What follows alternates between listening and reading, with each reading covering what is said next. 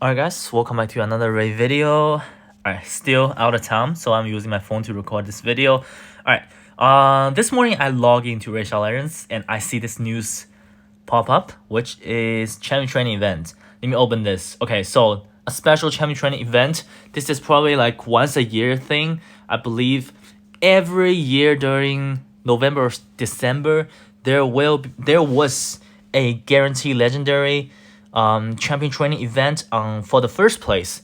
I believe on 2020 December it was a Cernic event, and last year 2021 it was a Krisk event. I won both of the previous events. Alright, and this year we're having Ultimate Death Knight. I will say it's just a little bit disappointing. Like, I'm gonna be honest with you guys, because I mean, first of all, the previous two events like this, both of them are void legendaries. Alright, and this is a Force Affinity champion, and this is a free champion. Alright, it wasn't that long ago, probably like 2-3 months ago, we have this logging 7 days to get Ultimate Death Knight. And let's take a look at what Plarium is saying here. Okay, so we are running a champion training tournament where you can get a mighty warrior from the Corrupted Alliance. Okay, you need to finish first in your tournament group. And if you're a new player who didn't take part of the logging event, then you need another Ultimate Death Knight for empowerment. This is a good opportunity. I mean, come on, man. Like, this event, it's like 2-3 months ago. How many new players do you think joined the game between these period, right? This is, I mean, if we were talking about second part, if you need another Ultimate Death Knight for empowerment, I can tell you guys this: you don't. All right, Ultimate Death Knight is a perfect example of the type of champion that doesn't need empowerment. Straight up, right? He just doesn't need empowerment at all. Alright, this is a solid champion, don't get me wrong, this is a solid champion. But I mean, getting a +1 Ultimate Death Knight is gonna have zero impact on your account. And I'm gonna tell you guys this: if you have a baseline Ultimate Death Knight and someone else has a +4 Ultimate Death Knight, there is just no difference, right? This is no difference. Like, first of all, this could be a good faction war champion. Second of all, if you don't have good Hydra champion, he can be used in Hydra for sure. And third, he is kind of like a counter to Rotos, but he is not at the same time. I'm gonna explain this in this video. All right, I think I made a video talking about Rotos a couple weeks ago. Like I said in my previous video, Rotos is back to the meta. When Ultimate Death Knight first came into the game, I was expecting him to just delete Rotos out of the Platinum Arena meta, but the truth is, Rotos always find his way back. You know, Rotos is probably the second most popular damage dealer for Arena right now, with the most popular one is Mortimer Cap. I'm gonna show you guys the reason that Rotos is so broken against Ultimate Death Knight. First of all, if you are going against Ultimate Death Knight, first thing you need to do is to build your Rotos fast. There's no other choice. You gotta build your Rotos fast. Make him to be able to get as many turns as possible. Right? As many turns as possible. Don't build your Rotos under 200 speed, because Rotos is a single target damage dealer. He needs to take down the enemy one by one. So if you build him like 150 speed, how long does it take for him to finish the battle by himself? Right? That's the first thing you need to do.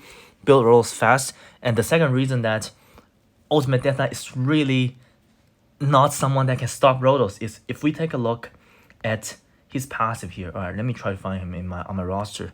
Okay, so if you take a look at this passive, this one, what does it say? When an ally is attacked, 100% chance to completely block in one hit.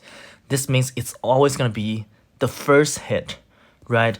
And most of the times, if we are encountering Rotos in a arena battle, most of the time, 99% of the time, they are using a Rotos with a Necrit. What Necrit can do is he can do an ally attack. So Necrit is going to use his A1 first, and Ultimate Death Knight is only going to block the first hit of Necrit's A1, which is like pretty much useless, right? And if Rotos gets his A1 going, and he can pretty much one-shot a nuker on your team, I would say, right? If you're using a attack-based nuker, I think Rotos A1 should be enough to one-shot the nuker, and it's possible for him to get extra turn, stuff like that. He's just gonna keep going non-stop and just deleting your team. That's why against a Rotos team, like I wouldn't even bring in Ultimate Death Knight, right? Because of ally attack and counter attack, right? Don't forget about counter attack. If in a single turn, like multiple champion on your team counter attacks the same time, like Ultimate Death Knight's passive is only going to block the first hit, right? So as long as you are not putting Rotos on your first spot on your team, then counter attack, like Ultimate Death Knight's passive, is just not gonna be enough to stop the counter attack from Rotos. So that's another like very inconsistent factor about Ultimate Death Knight's passive, and another reason is like Rotos right now protected by Necrit, he is just very hard to get killed. That's the thing. Like my Rotos build is not that good, but on a lot of people's account, they have like triple reaction accessory on their Rotos. You just can't kill them protected by Necrit. Alright, so that's another thing. That's why I would say Ultimate Death Knight is just not a great counter to Rotos right now. So that's why I feel like this tournament is such, like I don't even know what's the word for it. Like who's gonna participate in it? I think this is just a complete waste of resources, right? Even if you're like, let's say you're a brand new player, you didn't get Ultimate Death Knight. Like how much is he gonna help your account progress, right? He's not really a champion that can help you progress in PvE content, I would say. Maybe in Hydra, possibly. Yeah, I would really rather they just put a ninja here. Seriously, why not just put a ninja here instead of Ultimate Death Knight? So this is huge letdown for me personally.